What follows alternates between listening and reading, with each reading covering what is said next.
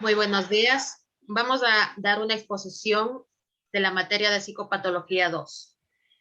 El tema es psicopatología de la voluntad.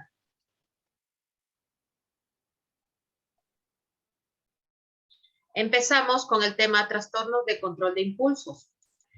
Los trastornos de control de impulsos son un conjunto de trastornos de etiología neurobiológica que se caracterizan porque la persona no consigue mantener el control de ciertas conductas, que por más que es consciente de lo perjudicial que resulta y de las secuelas negativas que podría traerle, no puede dejar de realizarlas.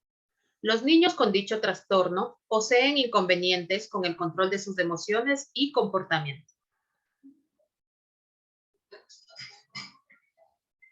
La semiología de los trastornos de control de impulsos. Según cuál sea el trastorno específico, serán sus síntomas.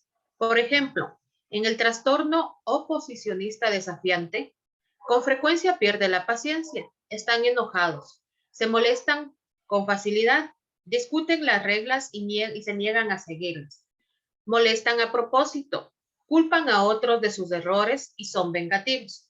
En cambio, en el trastorno explosivo intermitente, frecuentemente existe agresión verbal y física recurrente y desmedida. Comportamiento disruptivo. Es el comportamiento de reglas, desobediencia, pero de manera eventual. O sea, jamás hasta el punto de sobrepasar la gravedad suficiente como para ser conveniente diagnosticar un trastorno. El comportamiento disruptivo está presente en las diversas fases evolutivas y que es responsabilidad del adulto ponerle freno.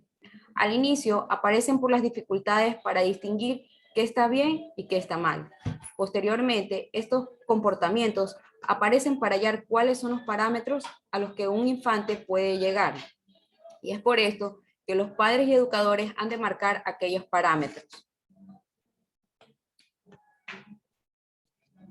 Ya en adolescencia, esta conducta surge por un mix entre la búsqueda de límites y malos hábitos, al no haber tenido anteriormente entendimiento y consecuencias acerca de dónde están los límites.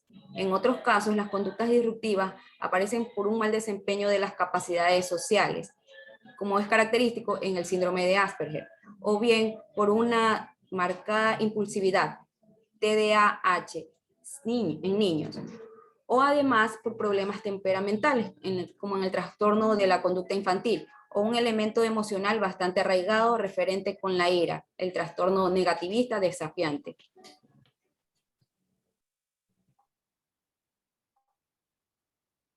Comportamiento disruptivo asociado al déficit de atención. Este trastorno es uno de los más diagnosticados por psicólogos, pediatras y neuropediatría.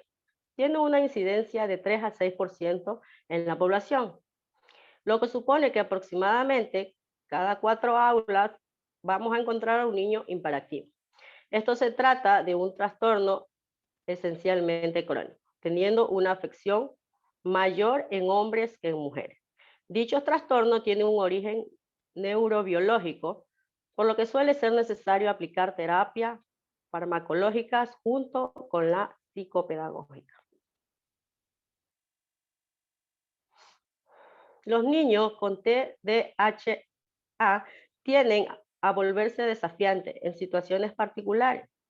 Dice López, un especialista en TDAH y conducta disruptiva, que estas situaciones ocurren al hacer la tarea escolar, irse a dormir, dejar de jugar, sentarse y cenar. Estas situaciones son difíciles de tolerar debido a los déficits que son característicos del TDAH, en lo cual incluyen prestar atención, controlar los impulsos, controlar su nivel de actividad, tolerar una situación aburrida y la transición de una actividad a otra. Comportamiento disruptivo asociado a hiperactividad. El comportamiento hiperactivo se refiere a actividad constante, tendencia a distraerse fácilmente, impulsividad, incapacidad para concentrarse, agresividad y comportamientos similares. Entre los comportamientos característicos podemos incluir inquietud o movimiento constante, deambular, hablar en exceso, dificultad para participar en actividades silenciosas.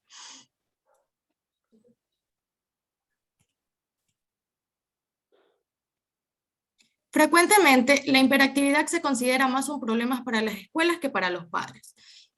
Pero muchos niños hiperactivos son infelices e incluso depresivos, ya que el comportamiento hiperactivo puede llevar a que el niño sea blanco de acoso escolar o que se le dificulte conectarse con otros niños. El trabajo escolar puede ser más difícil, ya que los niños son hiperactivos frecuentemente, reciben castigo por su comportamiento. Las afecciones que pueden llevar a la hiperactividad incluyen trastorno de hiperactividad con déficit de atención, trastornos cerebrales o del sistema nervioso central, trastornos emocionales o tiroides hiperactiva. Frecuentemente mantiene un estado de excitación continua, habla mucho e incluso en situaciones en las que debe permanecer callado, como durante estar en clases. Se muestra inquieto en clase y le cuesta mucho permanecer sentado. En situaciones en las que debe mantener una actitud de espera, no para de moverse o de saltar. Interrumpe muy a menudo a los demás en conversaciones, juegos, en actividades de grupos y es incapaz de esperar su turno, incluso tiende a responder antes de que la persona que habla con él haya terminado de formular la pregunta. Y no pueden mantenerse tranquilos mientras juegan.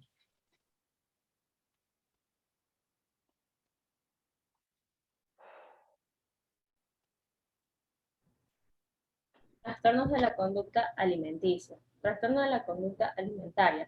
Según el DSM-5, en ingestión persistente de sustancias no nutritivas y no alimentarias durante un periodo mínimo de un mes, así como la ingestión de sustancias no nutritivas y no alimentarias es inapropiada al grado del desarrollo del individuo.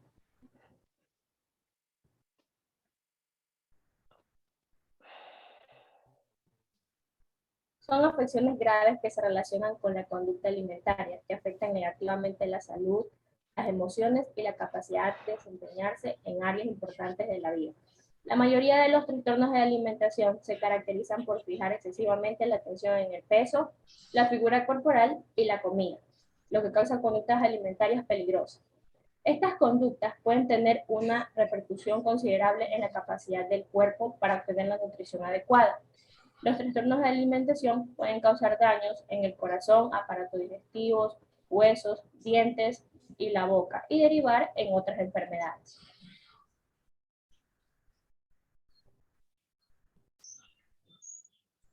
Semiología de la bulimia. La bulimia nerviosa, llamada bulimia, es un trastorno de la ingesta de alimentos graves y potencialmente mortal. Una vez que padece bulimia, tiene episodios de atracones y purgas que incluyen la sedación de pérdida de control sobre tu ingesta de alimentos. Las personas con bulimia además restringen lo que comen a lo largo del día, lo cual suele provocar más episodios de atracones y purgas. A lo largo de dichos episodios, es regular que consuman una gigantesca proporción de alimentos en un periodo corto, para después intentar deshacerte de las calorías extras de una forma poco sana. Gracias a la culpa, la vergüenza y el miedo fuerte incrementan de peso por ingerir en exceso. Puedes provocarte vómitos, puedes ejercitarte desmesuradamente o puedes utilizar otros procedimientos como los laxantes para deshacerte de las calorías. Si tienes bulimia, posiblemente te preocupa tu peso y tu figura del cuerpo y quizás te juzgues con severidad y dureza por los defectos que son producto de tu autopercepción. Semiología de la anorexia.